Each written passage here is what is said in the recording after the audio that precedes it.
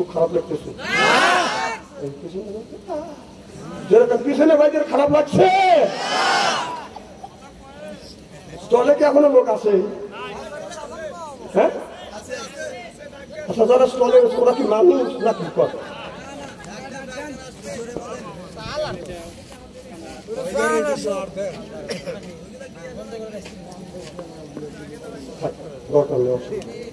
বেশি সমস্যা হবে না সমস্যা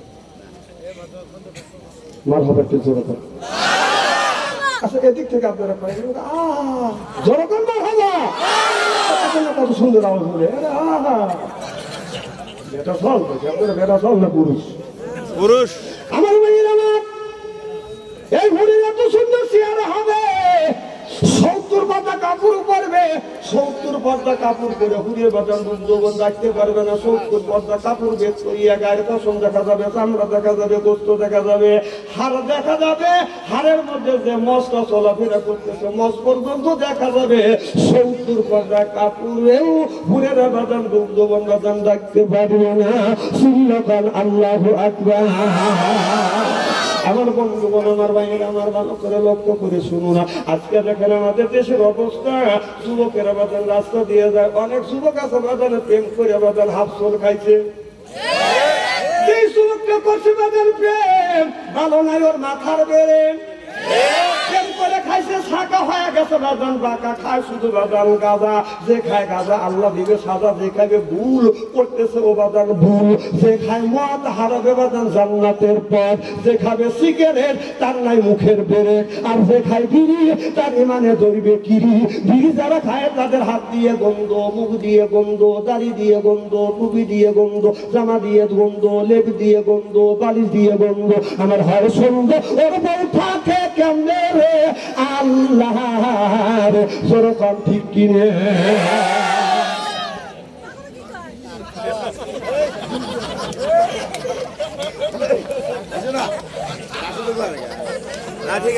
আচ্ছা কথাকে আমি অবস্থা বলছি টাটকা বিড়ি খায়া বোর মুখের কাছে যখন মুখলে বউ খালি মুখ ঘুরে স্বামী তো বিবির মুখের কাছে মুখ নিবে আর স্বামী কয় আমি তোমার মুখের কাছে মুখলে তুমি মুখ ঘুরো কে বউ কয় শরম করে লজ্জা করে এই মাত্র টাটকা বিড়ি খায়া আমার মুখের সাথে মুখ লাগাছো তোর পাশার সাথে তোর মুখের বিড়ি খা ব্রাশ করতে পারো না বউ কষ্ট দাও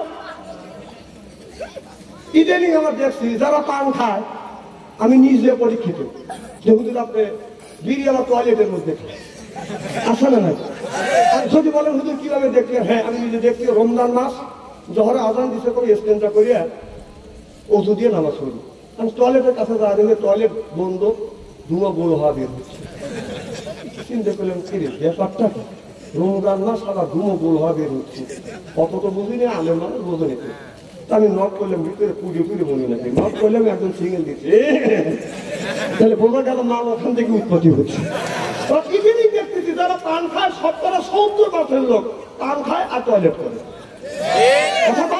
যদি না হয় ও মানা দিবে না এখন ওর ভোর কাছে যাবো চল আর ওর ভোর সত্য কথা বলছে আমি দেখলাম এক বুড়া মুখ টয়লেট থেকে বেরোছে মুখ করতেছে তুমি কই গেছিলে টয়লেটে তুমি কি করলে টয়লেট করলেন মুখে কি কয় পান তুমি পান খেলে টয়লেট করলে পান না খালি টয়লেট হয় না তুমি পান না খালি টয়লেট হয় না তাহলে হালাল জিনিস ওই খারাপ জায়গা যা খাইলে তাহলে একটু গু তুলে চুল মনে করে খাই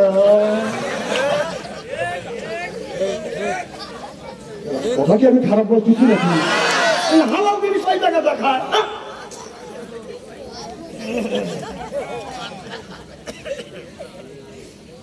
না না এসব জায়গা একটা খাবেন কেন খাবেন আসলে তুমি হাসির জন্য কথা বলতেছি সব কথা আমি পয়েন্টে পয়েন্টে কোরআন হাদিস দিয়ে বর্তমান প্রেক্ষাপট মিলে কথা বলি তেল তেলে ওয়াজ সব জারি করে আর তেল তেলে ওয়াজ করার জন্য আসলে আর তেল তেলে ওয়াজে দিল না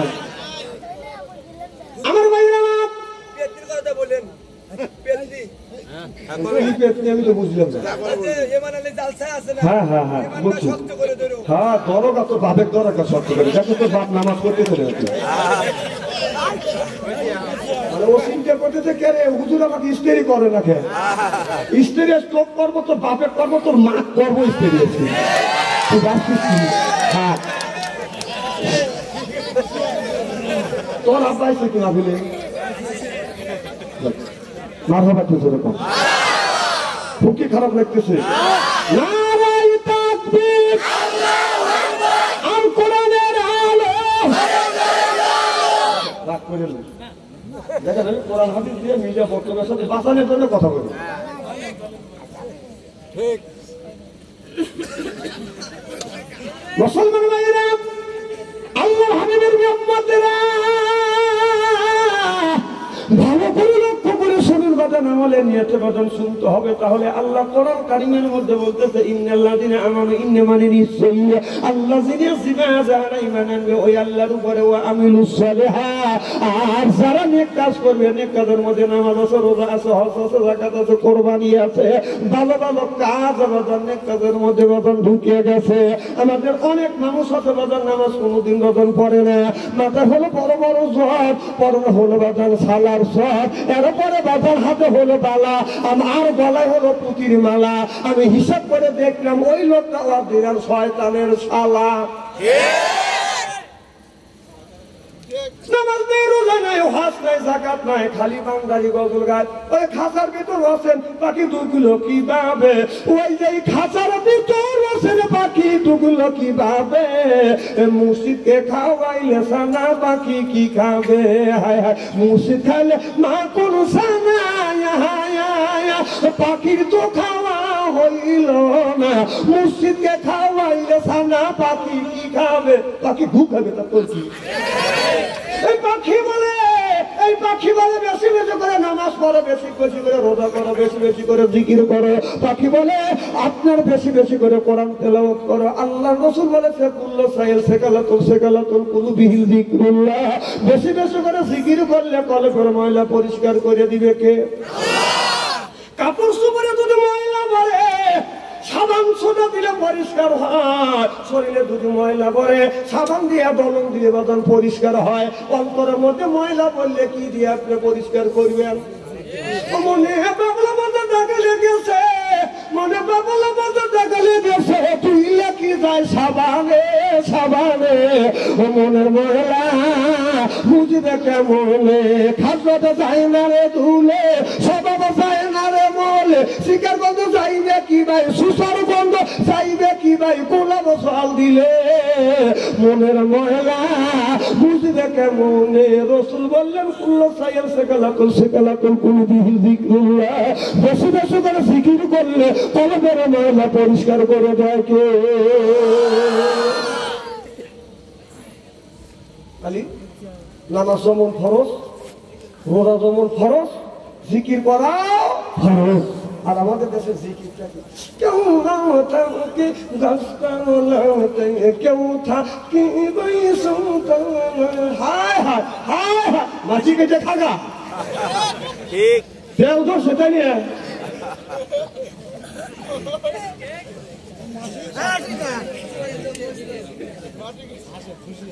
খুব খারাপ লাগতেছে নাকি?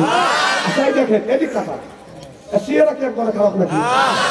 মানে আলেম যতই কালো হোক তার চেহারার দিকে চা থাকলে সগিরে গুনাহ মাফ করে দেয়। এই জন্য আমি যতই কালো হোক চেহারার দিকে চা থাকবে সগিরে গুনাহ আল্লাহ মাফ করে দেয়। যেরকম সুবহানাল্লাহ। আর চেহারাদের মালিক কি? আমার দেখলে মানুষ পছন্দই করে না, আমার দেখলে কাজে পাম দিও না, তখন আমি বুঝি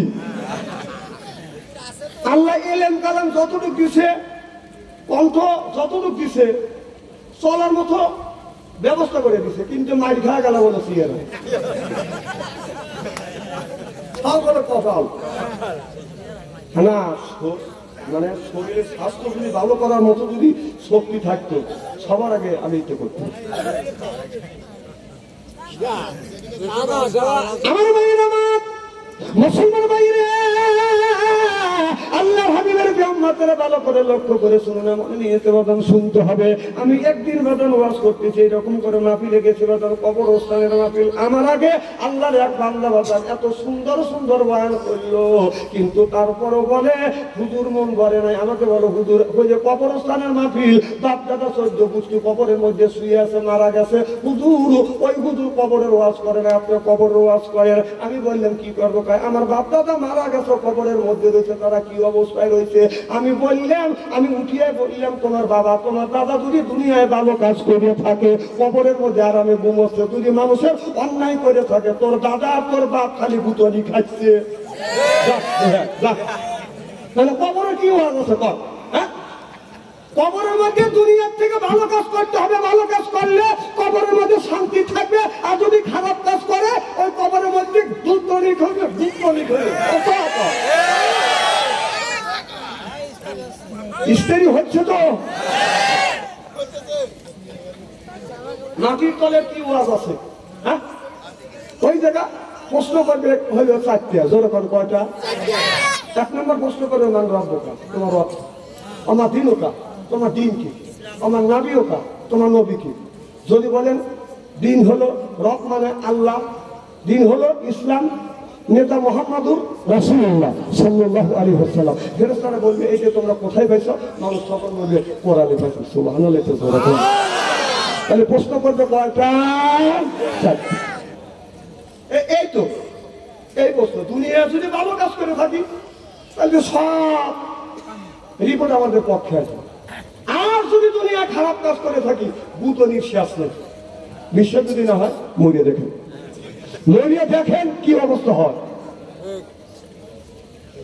আমার ভাইয়েরা, আমার মুসলমান ভাইয়েরা, আল্লাহ হাবিবের উম্মতেরা, হযরত আবু বকর সিদ্দিক রাদিয়াল্লাহু তাআলা আনহু যখন ছোট্ট ছিলেন তখন বাবা সে মুসলমান হন নাই। ছোট্ট যখন ছিলেন বাবা সাথে নিয়ে আপনার মূর্তির কাছে যা বলতেছে, বাবা এই যে দেখতেছ 10 তলা মূর্তি আছে, এর কাছে যদি খাবার চাই এই লোকটা কিন্তু খাবার দিবে। এই যে একটা বনের পেটটা বড় করে দাঁড়া আছে, ওর কাছে যাইয়া যদি পানি চাও তোমাকে পানি দিবে। এই যে দেখতেছ একজন এইভাবে করে আছে, ওর কাছে যদি ভালোবাসা চাও ও তোমাকে ভালোবাসা দিবে। ওই জামানা কোনো মানুষ যদি বাজার সফরে যাইতো 2 পকেটে 2টা ভগবান রাখতো, আর যখন বিপদে পড়তো ভগবানকে বলতো, ভগবান বিপদে পড়ে গেছি তোমরা আমাকে রক্ষা করো। নৌকা যদি যাইতো পাশা নৌকায় আগা নৌকায় 2 পাশার 2টা বাজার ভগবান রাখতো। বিপদ যখন আসতো ভগবানকে বলতো, ভগবান তুমি আমাকে বাঁচাও। ওরা মূর্তি ছাড়া বাজান কোনো কিছুই বুঝতো না। আবু বকর সিদ্দিক রাদিয়াল্লাহু তাআলা আনহু তার বাবা যা বলে, বেটা আবু বকর এই যে দেখতেছো এই ভগবানের কাছে খাবার চাইলে খাবার দিবে। এই যে ভগবান দেখতেছো এর কাছে যাইয়া যদি পানি চাও তোমাকে পানি দিবে। এই বলি আবু বকরের বাবা যা বাদান পূজা শুরু করে দিয়েছে। পুজোর কাছে যা এই বিদ্যামূল করে দিয়ে বলতেছে, মঙ্গলকালী ভক্তকালী সুদত্তকালী অং অং শান্তি গং গং শান্তি রামরাবায় অং শান্তি অং শান্তি অং ফরফরাই অং লাইল মোহাম্মদ।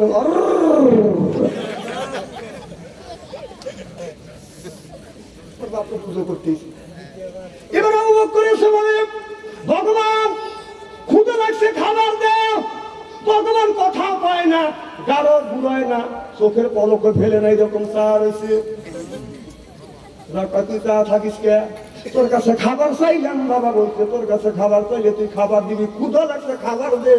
ও কথা পায় না। আর এই যে পেট এরকম করে বাদাম দাঁড়া আছে, তোর পেটের মধ্যে কি পানি পিপাসা লাগছে আমাকে পানি দে। কথাও পায় না, এইরকম করে বাদাম থাকে। যখন কথা বলেন না হযরত আবু বকর সিদ্দিক একটা পাথর তুলছে, ভগবান ডান হাত দিয়ে পাথর হাতে নিয়ে বাম হাত লাগিয়ে বলতেছে খাবার দে। খাবার যদি না দিস তাহলে দেখছিস পাথর। কথা বলবে আমার কথা কি বুঝতেছে?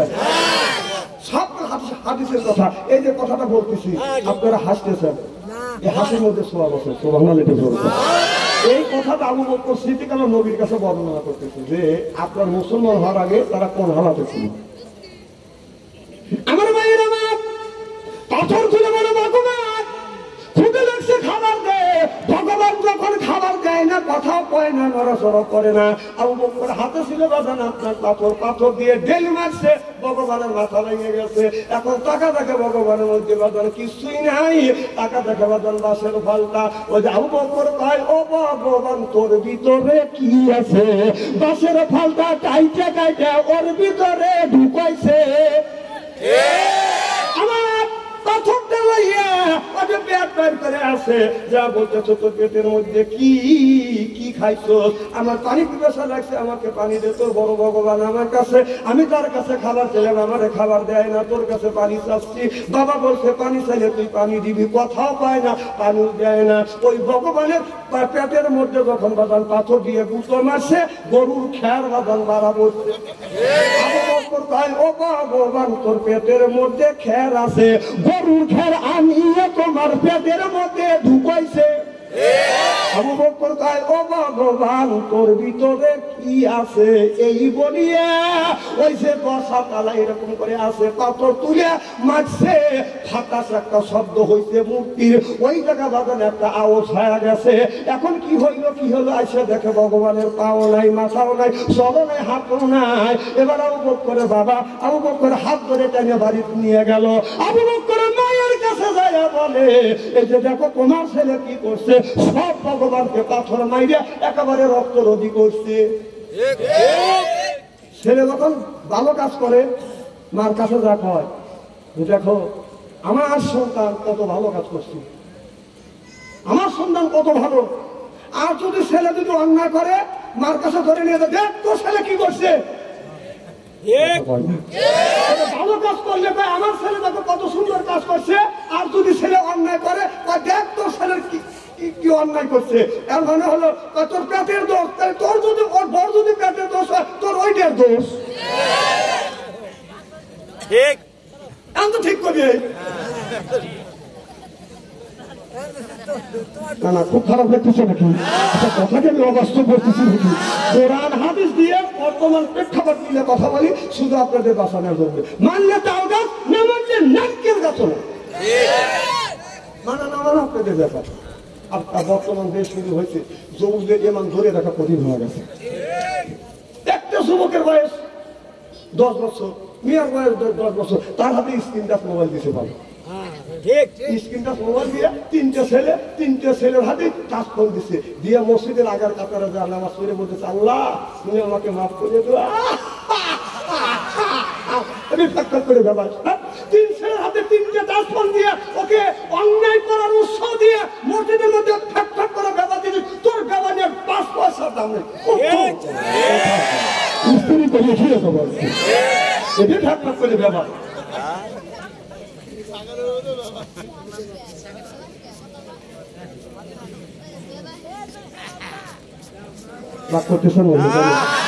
ও ভাই আমি আপনাদের বাসার জন্য কথা বলতেছি, বাসার জন্য কথা বলতেছি। আপনার ছেলের হাতে পাসপোর্ট দেন, আমার দুঃখ নেই। ছেলে জ্ঞান হোক, জ্ঞান অর্জন করুক। 20 বছর পার দিয়েছে, 25 বছর হয়ে গেছে, ওদের কাছে আপনি একটার কাছে 3টে স্ক্রিন টাচ ফোন দেন, আমার কোনো দুঃখ নেই, আমার কোনো দুঃখ নাই। তাহলে অপ্রাপ্ত বয়সে যে ছেলের বয়স 10 বছর, যে মেয়ের বয়স 10 বছর, কোন জ্ঞানে কোন বিবেকে ওই ছেলের হাতে ওই মেয়ের হাতে স্ক্রিন টাচ মোবাইল দিয়ে আপনি ঠাক ঠাক করে ব্যাপার করছেন?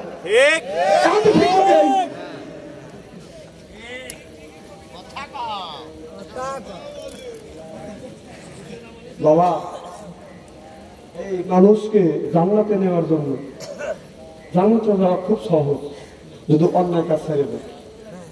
জাহান্নামে নেওয়ার জন্য একটা স্ক্রিন টাচ মোবাইলই যথেষ্ট। রাস্তা দিয়ে আসলেন, যুবক ছেলেরা এক জায়গা বসে রেখে, কেউ 3 হাত কেউ 4 হাত থাকে, বসে বসে একা একা এরকম করে মনোভাব করতেছে। কি করতেছে ওরা? না কি করতেছে তা ফাঁকা জায়গা কেউ নেই। চিন্তা করতেছে যে বাপদাদা 14 গোষ্ঠী কবরের মধ্যে শুয়ে আছে, ফেরেশতা কিভাবে ভূত হচ্ছে সেইগুলি দেখতেছে, তাই না? জানে বলছো না তুমি তো বাবা 5 ওয়াক্ত নামাজ পড়ো, তোমার তো নৈতিক দায়িত্ব। আল্লাহ বলে আইয়ুহাল্লাযীনা আমানু, হে যারা ঈমানের বিশ্বাসী, কু আনফুসিকুম ওয়া আহলিকুম নারা, নিজে বাঁচো তোমার আহল পরিবারকে বাঁচাও। কথা কার? তাহলে আল্লাহ বলে নিজে বাঁচো তোমার পরিবারকে বাঁচাও। তোমার ছেলেদের টাচ ওয়াইন দিলে রাত 9টার সময় ঘরের মধ্যে ঢুকে আপনার পার সাথে জড়াইয়া মাথার নিচে নিয়ে এইরকম করে 3:30 পর্যন্ত মনোজাত করতেছে। আর তুমি সকালবেলা ঘুম থেকে উঠে তোমার ছেলেকে ডাক দিলে না, তুমি বাড়ির থেকে টুক করে বের হয়ে আসে আর এক বাড়ির সামনে মাইক্রোফোন মুখ ঘরের গুঁড়ো দিয়ে আসসালাতু খায়রুন মিনান নাওম, পরের বাড়িতে ঘুম ভাঙলে তোর ছেলের কানের কাছে তার নো নো করো কত। এখন তো ঠিক করবে, কারণ তার যদি আসসালাতু খায়রুন মিনান নাওম বউ যদি ধাওয়া করে ছেলে যদি একটা চলে যাও বুড়ো মানুষ নাও করে এদিন টুক করে উঁচু দিয়ে বা কিছু কানে কাছেও দেয় না, কারণ ছেলেরা বেটার বউ যদি গুণ নষ্ট হয় ওখান থেকে বের হয় আপনার আমার বাড়ির পাশে হিসেবে আসলে ওকে দাওয়া নিয়ে তোর বাড়ি থেকে শুরু করে বাড়ি থেকে চুপচাপ কথাবার্তা নেই। আমার এই বাড়ির বাসায় যদি ন করতেছি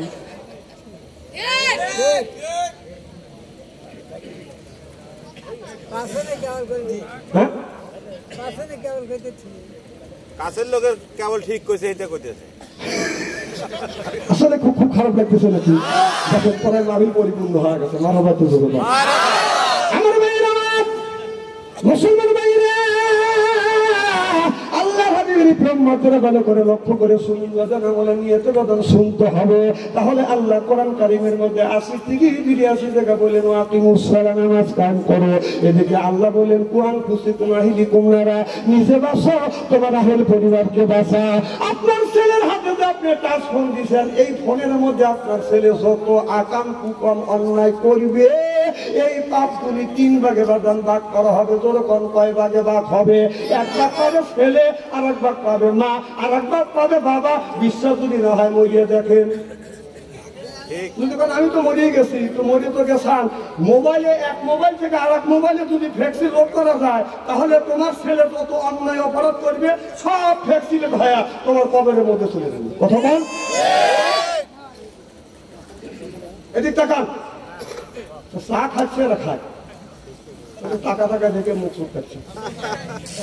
আমাদের দেশে নিয়ম আছে, অনেক মানুষ আসরের আযান দিলে নামাজ কেউ পড়ে কেউ পড়ে না। ওই দিকে আমি বদন দিতে চাই না। সস্কলে বাবা ওই দেব সব বসে রাত 11:30 পর্যন্ত স্কলে বদন বসে সাধুখানা চাঁদপুরের ছবি দেখে।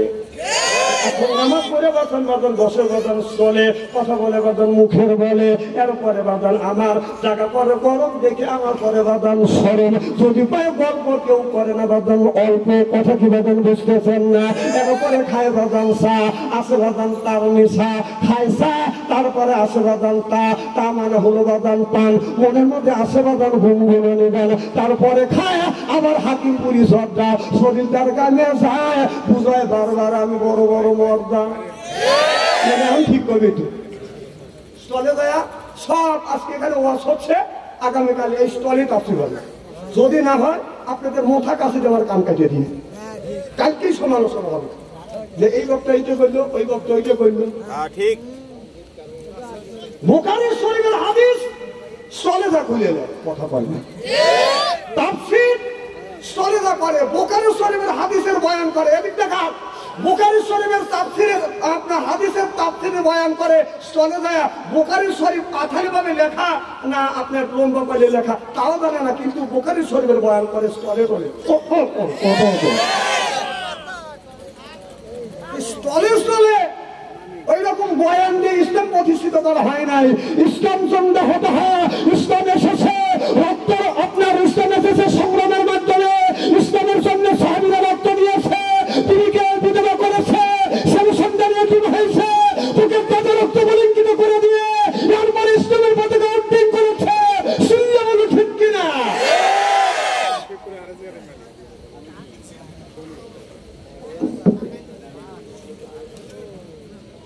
ইসলাম কি সহজ হয়েছে? আল্লাহ বললেন আল্লাহ লিল মুত্তাকিনা ইমামা, একটা নেককার পরহেজগার ইমাম বানাও। কথা কার? সেই ইমামটা কি? সেই ইমামটা কি? সেই ইমামটা হলো আল্লাহ লিল মুত্তাকিনা ইমামা, একটা নেককার পরহেজগার ইমাম বানাও। সেই ইমামটা হলো আপনার বাড়ির 10 জন বাদন সদস্য আছে, তার মধ্যে একজন বাদন প্রধান আছে না নাই? তিনি হলো ওই বাড়ির বাদান, গার্জিয়ান বাড়ির হলো বাদান ইমাম। একজন আছে বাদানে গ্রামের মধ্যে বড় বাদান, একজন প্রধান আছে, ওনা হলো বাদানে গ্রামের আপনার ইমাম। আপনার ইউনিয়নের ইমাম বাদান, ওয়ার্ডের ইমাম হলো বাদানে মেম্বার।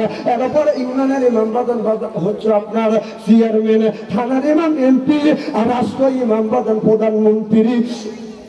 আল্লাহ মুত্তাকিনা ইমামা, এ কথা কার? তাহলে আল্লাহ বলে ইমাম বানাও। ইমাম মানে হলো ওয়ার্ডের মেম্বার হলো বাদান আপনার একজন ইমাম, ইউনিয়নের ইমাম সেইটা হলো বাদান চেয়ারম্যান, এরপরে থানার ইমাম সেইটা হলো বাদান এমপি, রাষ্ট্র ইমাম সেইটা হলো প্রধানমন্ত্রী। আল্লাহ লিল মুত্তাকিনা ইমামা, আল্লাহু আকবার। সেই ইমাম আমরা 16টা বছর বানাতে পারি নাকি? সেই ইমাম বানাতে গেলে তো সিলের মাধ্যমে তো ইমাম বানা কথা কথা। আপনারা রাজনীতি দিয়ে, আমি রাজনীতি করি না, রাজনীতি করার আমার দরকার নেই, তবে কোরআন হাদিসে যেটা আছে সেটা আমি বলি। আপনি যে একটা ইমাম বানাবেন 5 বছরের মনে একটা ইমাম বানাবেন, সেই ইমাম বিগত দিনে সঠিকভাবে আমরা বানাতে পারি নাকি? একটা কথা মনে পড়ে গেল, বলবো কি? আমাদের এক মুরব্বী এলাকা ভোট দিতে যাচ্ছে, কই যাও? যে ভোট দিয়েছে গেছে, তোমার ভোট হয়ে গেছে, কি বলছি? হ্যাঁ, কখন হয়েছে? ভোট রাতেই হয়ে গেছে। জীবন করা ভোট দিয়ে গিয়ে ভোট রাখতে পাই, সময় ভোট রাতেই হয়। চাষা বাদ যাও, চাষি আমার বলেন গা, চাষি আমার জানি ভোট দিবেন আসে না, তাই কে? চাষি আমার ভোট হয়ে গেছে, কম কি বাবু তোমার চাষি আমার 6 মাস আগে মারা গেছে, এসে ভোট দিলে আমার সাথে দেখা করলো নাকি? এই কয়া ওই বুড়ো মানুষটা গড়াগড়ি করে কান্নাকাটি করতেছে। এখন মানুষজন জড়ো হয়ে গেছে, চাষা কাম দেখে কার কারণে বসে, তোমার চাষি এসে ভোট দিয়ে গেলে আমার সাথে দেখা করলো। মানুষ লজ্জায় বাসে না, এইগুলি মানুষ করে। হ্যাঁ, মরা মানুষের ভোটটা কালেকশন করছে, এটার সবাব আমার কাছে দিতে হবে। আচ্ছা, আর একটা জিনিস আছে, আমি আপনাদের বাঁচানোর জন্য বলছি, আমি রাজনীতি করার জন্য আসলে রাজনীতির আমি কোনো ভোটটাও না। এই যে একজন মানুষ একজনের ভোট আর একজন দেয়, এরকম দেয় কিনে দেয় না? মানে এই ভোট কেন দিতে যান? কত বড় অপরাধ আর কত বড় অন্য হয় জানেন ভাই? জানেন নাম জানি কি? এই মহারম ভাইয়ের ভোট যদি আপনি দিতে চান, তাহলে নিশ্চয়ই এটা বলবে যে আমার নাম মহারম, বাবার নাম তাহলে বলবে যে আমার বাবার নাম আবুল কাসেম পরামানিক আর আমার নাম হলো মহরম। তো কি মহরমের বাপ তোর জন্ম? ভোট দিন তাহলে বাড়ির যাদের বাবা আমি 10 ভোট দিচ্ছি, তাহলে বাপ তোর চিন্তা করা উচিত যে আমার ছেলে 10টা ভোট দিচ্ছে, নিশ্চয়ই বাপের নাম গুণ হয়েছে, তাহলে তুই জানো। এখন তো ঠিক করবে, উচিত কথা করি, বাপ সঞ্চারী ভালো না আছে।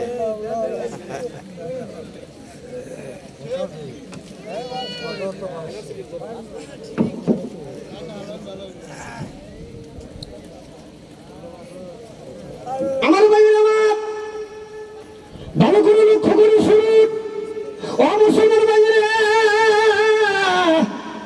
ভালো করে লক্ষ্য করে শুনুন, আমাদের নিয়েতে শুনতে হবে। আল্লাহ বলে হে বান্দা আমার দাসত্ব করো, আল্লাহ তাআবুদু আমার গোলামি করো, ইল্লাহু আমার বন্দেগী করো, অবিল ওয়ালিদাইনি ইহসানা। আল্লাহ বলে বান্দা আমার দাসত্ব আমার গোলামি করবার পরে তোমরা তোমার নিজ নিজ পিতামাতার খেদমত করো। আজকে মা হয়েছে বুড়ি, গান খাইতে আমার বুড়ি, বাবা হলো বুড়া, পিঠের উপর ধরে ধরে বুড়া, শ্বশুর হলো আব্বা জান, শাশুড়ি হলো আম্মা জান, বিয়ে করছে পিয়ারা জান, ওরা সব জানের জান, পরানের পরান যেরকম ঠিক কিনে। মার কথা লাগে না ভালো, মার কথা লাগে না ভালো, শ্বশুরের কথা মিষ্টি, বাবার কথা নিমতিতে, শ্বশুরের কথা চিনি, বাবার কথা নিমতিতে, শ্বশুরের কথা চিনি, যেরকম ঠিক কিনে। তোমার মার সাথে সুন্দর ব্যবহার করো, বাবার সাথে তুমি সুন্দর ব্যবহার করো। তোমার মা বিছানা পরে পায়খানা করছে, এই পায়খানা তুমি পরিষ্কার করো। বাবা পায়খানা পেশাব করছে, এইটা তুমি পরিষ্কার করো। তোমার বউ যদি পরিষ্কার না করে তুমি করো, তারপরেও তোমার বউকে তুমি গালি দিতে পারবে না। তাই ইচ্ছা তোমার বাবা মার খেদমত তোমার বউ করতেও পারে নাও পারে, জোর করে করাও যাবে না। কথা কথা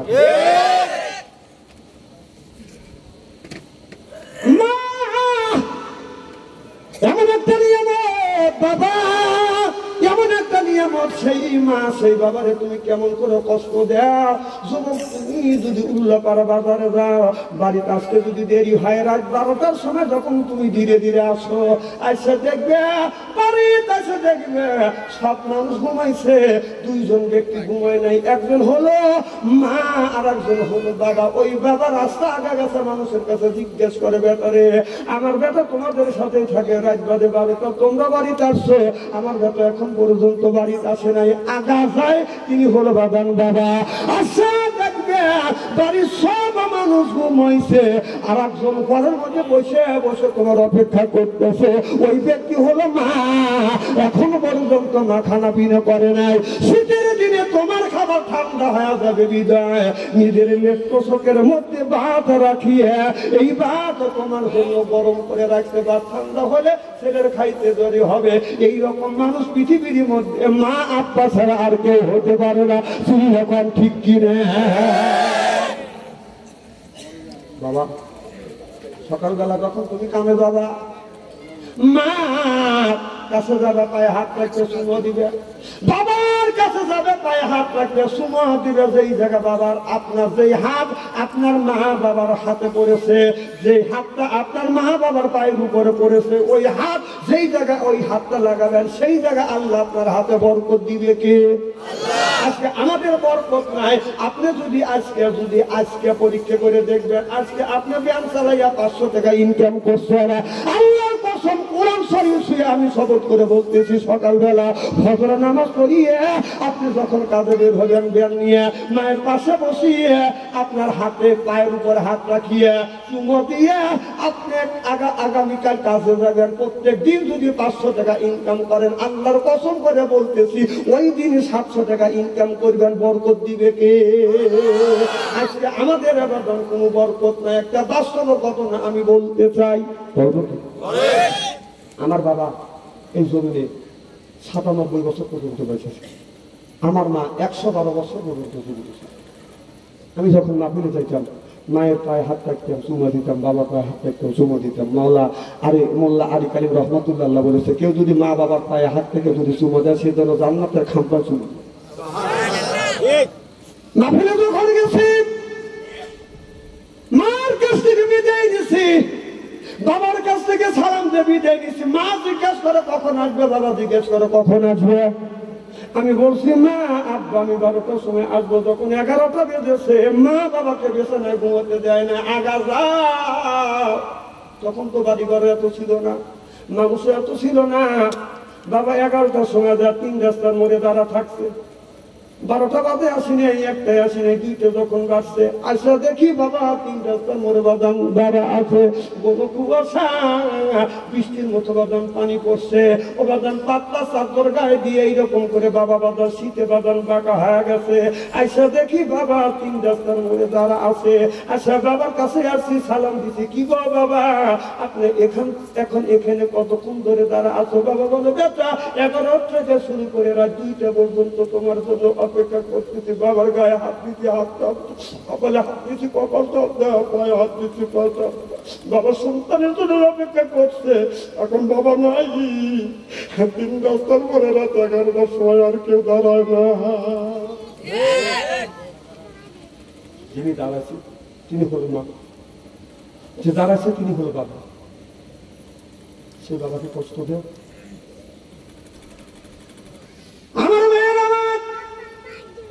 বাবা মৃত্যুর পরে দীর্ঘদিন আমার মা জমিনে বাদাম বেঁচেছিল। রাত 2-3টার সময় কনকনা শীতের মধ্যে বাড়িতে আসা দেখছি বাড়িঘর ঝাঁঝা করতেছে, শুধু শব্দ নাই।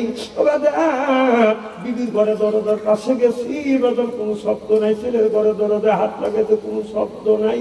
কেউ আমার জন্য অপেক্ষা করে না। বাইরের ঘরে দরজার পাশ দিয়ে ঘুরছি, কেউ বাদন কথা কয় না। তারা তো আরামে ঘুমাচ্ছে। বৃদ্ধ মা 112 বছর বয়স, না আর ঘরে দরজায় হাত দিছি, দরজা খুলে গেছে। দেখি মা দুঃখিনী এখনো ঘুমায় না। সালাম দিচ্ছে, মা রে রাত 2টা 3টে তুমি কি ঘুমাও না? মা বলে বেটা ওই যে এই সন্ধ্যা যখন লাগছে, সন্ধ্যার থেকে তোমার জন্য অপেক্ষা করতেছি, কখন জানি বেটা তুমি আমাকে এসে না বলে থাকতো। বেটা রে এখন পর্যন্ত আমার চোখে ঘুম আসে না। মাকে মা বলে ডাকতেছি। যখন আমি বাসায় আসছি, এরপর আমার ঘুমাইতে গেছে। এখন মা আমার কে আমার জন্য বলুন অপেক্ষা করে না। যে মানুষটা অপেক্ষা করতো ওই মানুষটা হলো মা, আর যে অপেক্ষা করতো ওই মানুষটা হলো বাবা।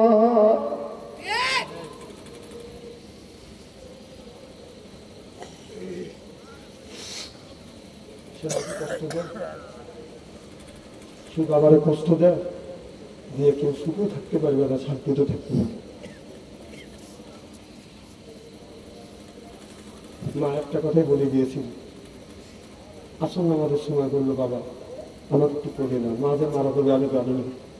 মা করে নিছি, মা আমার গালে চুমো দিয়ে বলতেছে বাবা তোমাকে একটা ওয়াদা দিতে পারবি?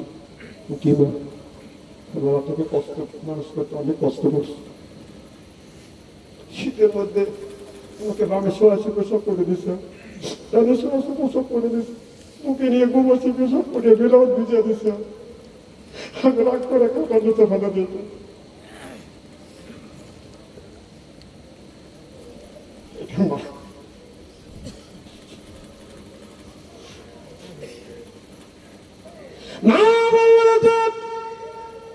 কথা দে আমি তোর মা তবে নাঙ্গল করতে পারি না, কথা দেবে আমি যদি মারা যাই তুই জানাজার নামাজ পড়াবি, আর প্রত্যেক দিন আমার কবরের পাশে ধরে আমার জন্য দোয়া কর আর দান করে করিস। আল্লাহর কসম করে বলতেছি আমি প্রত্যেক দিন মা বাবা কবরের পাশে দেয় মা বাবার জন্য দোয়া করি, আর আল্লাহর কাছে বলি আল্লাহ রব্বির হামহুমা কামা রাব্বায়ানি সগীরা, আল্লাহ আমার মা বাবা আমাকে যেমন কষ্ট করে মানুষ করেছে আল্লাহ তুমি তোমার রহমতের কোলে মা বাবাকে তুমি লালিত পালিত করো।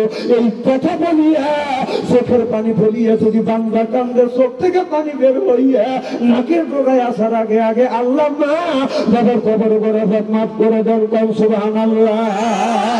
আল্লাহ নবী বলেছে তুমি নামাজ পড়ে তোমার মা বাবার কবরে গরাজাত আল্লাহ মাফ করতেও পারে না পারে, রোজা রেখে তোমার মা বাবার কবরে গরাজাত মাফ করতেও পারে না পারে, তবে তোমার মা বাবার জন্য যদি তুমি এখন দান খয়রাত করো এখনই আল্লাহ মা বাবার কবরে গরাজাত মাফ করে দিবে। এ কথা আমি বলি না, এ কথা বলেছে মুহাম্মদুর রাসূলুল্লাহ সাল্লাল্লাহু আলাইহি ওয়াসাল্লাম। যেরকম আল্লাহু আকবার।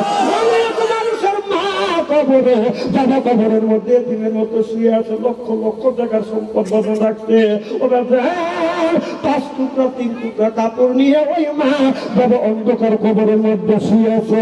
কোন ব্যক্তি যদি মা বাবার জন্য যদি দান খয়রাত করে দানের বরকতে মা বাবার কবরে গরাজাত মাফ করবে।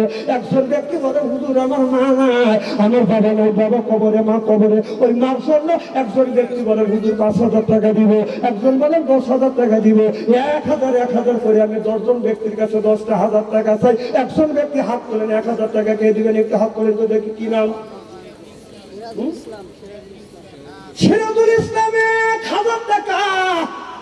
আল্লাহ বাবা মা আত্মস্বজন যারা এই কবরের মধ্যে শুয়ে আছে আল্লাহ আমি এই মুহূর্তে দোয়া করি আল্লাহ এই দানের বরকতে সিরাজুল ইসলামের আত্মস্বজন মা বাবা যারা কবরে কবরখানা ভাগে জান্নাত বানাও। 2 নম্বরে কিন্তু হাত তুলেন আমি একটু দোয়া করবো। 2 নম্বরে 1,000 টাকা কে দিন? আর এক বান্দার মন নরম করে দাও। আমিন কর, আমিন সরো কর, আমিন তুই সরো কর, আমিন। দোয়া কবুল হয়ে গেছে ইনশাআল্লাহ। 2 নম্বরে কিন্তু হাত তুলে দিতে দেখি।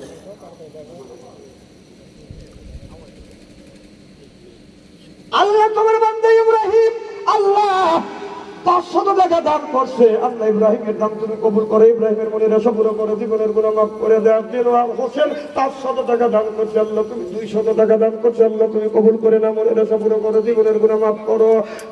দেখেনা মানিক ভাই আল্লাহ দান করছে, আল্লাহ 550 টাকা, আল্লাহ তুমি দান কবুল করো, মনের আশা পুরো করো, জীবনের গুনাহ মাফ করে দাও। লক্ষ লক্ষ টাকা তুমি বরকত দাও, 1,000 টাকা আল্লাহ তুমি দান কবুল করো। বংশের মধ্যে থেকে যারা বিদায় হয়ে কবরে কবরখানা ভাগে জান্নাত বানিয়ে দাও। মোবারক হোসেন আল্লাহ 1,000 টাকা দান করেছে, তুমি দানটা কবুল করো, মনের আশা পুরো করো, জীবনের গুনাহ মাফ করো, লক্ষ লক্ষ টাকা বরকত দিয়ে দাও।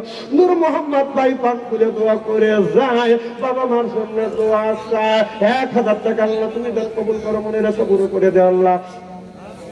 কাউসার ভাই আল্লাহ 500 টাকা দান করছে, আল্লাহ তুমি দান করো, কাউসারের মনের আশা পুরো করে দাও। জোরে জোরে কোন আমিন, আমিন। লিটন ভাই আল্লাহ 500 টাকা, জোরে কোন মারহাবা। একটু হাত তুলে নিয়ে তোমার নামাজ করি আল্লাহ 1,000 টাকা, 2,000 টাকা, 500 টাকা, আল্লাহ 5,000 টাকা আল্লাহ দান করেছে, দানটা তুমি কবুল করো আল্লাহ, মনের আশা পুরো করো। মা বাবা আত্মস্বজন যারা দুনিয়ার থেকে বিদায় হইয়া কবরে আল্লাহ কবরখানা তুমি ভাগে জান্নাত বানিয়ে দাও। সকলেই বলুন আমিন। সালাম দিব মনের বাসনা, রোজাতে সালাম দিব মনের বাসনা, মৃত্যুর আগে নিও আল্লাহ সোনার মদিনা। আরে মা বাবার কবরে করে মাফ করে দাও। অনেকে মা হারাইয়া তিন বাবা হারাইয়া তিন মানুষ আল্লাহ এই দোয়ার খাতিরে আল্লাহ মা বাবার কবরে করে মাফ করো। শোনো কন আমি এই দুনিয়ার একদিন তো বাংবে রে বাজার আগে নিবে আল্লাহ নামাজের হিসাব পরে নিবে আল্লাহ যাকাতের হিসাব। জবান কালকা টানি শুভ কোন রাস্তা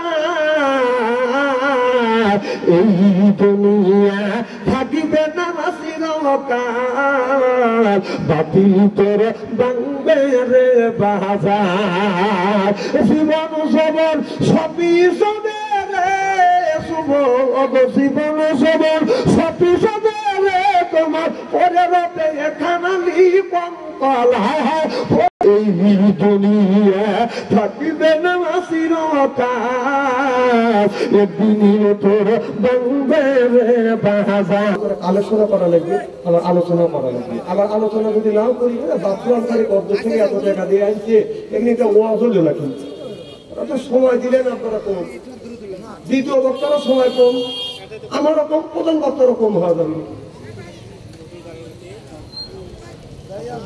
নারায়ে তাকবীর প্রধান বক্তার আগমন নারায়ে তাকবীর প্রধান বক্তার আগমন নারায়ে তাকবীর।